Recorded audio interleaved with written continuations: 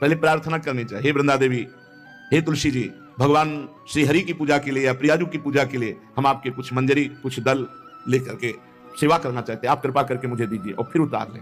ऐसे नोचना नहीं, बहुत सम्मान से, बहुत प्यार से, तो तुलसी जी प्रसन्न होते हैं। जो मनुष्य तुलसी दल से श्री हरि की पूजा करता है, कोई भी पाप उसका स्पर्श नहीं कर सकता। पूर्व में किया हुआ कोई भी पाप उसको दंड नहीं मिलेगा। जो तुलसी जी की आराधना नित्य करता है, तांबे का छोटा सा लिया, इसे रोज डालो, उसमें कोई फर्क नहीं, और गमला उठाकर धूप में विराजमान करो। सेवा का मतलब क्या है? जो तुलसी जी को जल अर्पित करके तुलसी जी की सेवा करता है, हरि चिंतन करता है, कभी कोई पाप उसका स्पर्श नहीं कर सकता। 100 भार सोना, 400 भार चांदी दान करने का फल होता है। वो एक तुलसी दल उतार, जो अपने द्वारा लगाई हुई तुलसी दल, वो हरि के चरणों में अर्पित करो। ये 100 भार सोना और चांदी बराबरी नहीं हो सकती। कितना महत्व है। जो रोज तुलसी दल चयन कर, द्वादशी को ना चयन करे। द्वादशी को मतलब बहुत बड़ा अपराध लगता है तुलसी दल का, इस मतलब तुलसी के वृक्ष का भी स्पर्श न करे। प्रणाम नमस्कार दूर से, एक भी दल नहीं टूटना चाहिए। द्वादशी को ऐसा हमने महापुरुषों से सुना है कि मंजरी और पत्र उतारना ये ठीक नहीं, बिल्कुल नहीं ठीक है।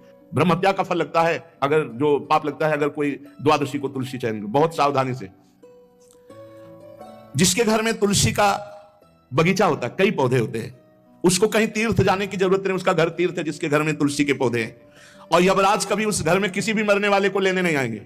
जिसके घर जब रसोई बने, पहली गाय के लिए, फिर कुछ पक्षियों के लिए, फिर कोई संत महात्मा, कोई भिक्षु, ऐसा कितना पवित्र व्यवहार है। यहाँ जैसे हमने देखा है, रसोई बन रही ना, तो धुआं नहीं खत्म होने पाता, वो हो ही सब अपवित्र किए हुए हैं, राक्षसी बुद्धि आती चली जा रही।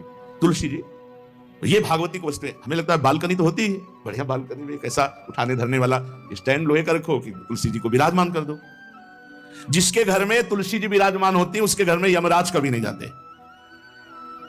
जो तुलसी जी का सेवन करता है, उसकी सारी कामनाएं तुलसी जी पूर्ण कर देती है। तुलसी जी को लगाना, तुलसी जी का पालन करना, तुलसी जी को सिंचन करना, तुलसी जी का दर्शन करना, तुलसी जी का स्पर्श करना, मनुष्य के द्वारा जो मन, वाणी और शरीर से पाप हो गए, सबको तुलसी महारानी क्षमा कर देती है, दग्ध कर देती है। पुष्कर आदि तीर्थ, गंगा आदि परम पावन नदियां, ये सब जो स्नान आदि, अवगाहन आदि करने का फल देते हैं, वो केवल तुलसी जी घर में विराजमान है, उसको फल मिल जाएगा। कितने बढ़िया। जो तुलसी जी की नवीन मंजरी प्रभु के चरणों में अर्पित करके प्रणाम करता है, वो चाहे कितना भी अपराध किए हो, वो कभी यमपुरी को नहीं देखेगा, कभी यमराज के पास नहीं जाएगा। जो मनुष्य तुलसी काष्ठ का घिसा हुआ चंदन लगाता है, उसके सारे संचित भस्म हो जाते हैं, और क्रियमाण जो वर्तमान, वो कभी उसको बांध नहीं सकते। तुलसी जी का काष्ठ का घिसा हुआ चंदन। जिसके घर में तुलसी की छाया होती है, वहां पितरों को अपने आप कल्याण प्राप्त हो जाता है। जो श्राद्ध करने से लाभ मिलता है पितरों को, घर में तुलसी लगा के, जो तुलसी की छाया बड़ा वृक्ष, पितरों को तृप्ति मिलती है। चतुर्भुज ब्रह्मा जी सारंग धनवा श्री हरि के महामहिम स्वरूप की अनुभूति करने के लिए भी कहा कि तुलसी जी का महान महात्म्य, अगर तुलसी जी का सेवन करे तो भगवान श्री हरि की महिमा को जान जाएगा।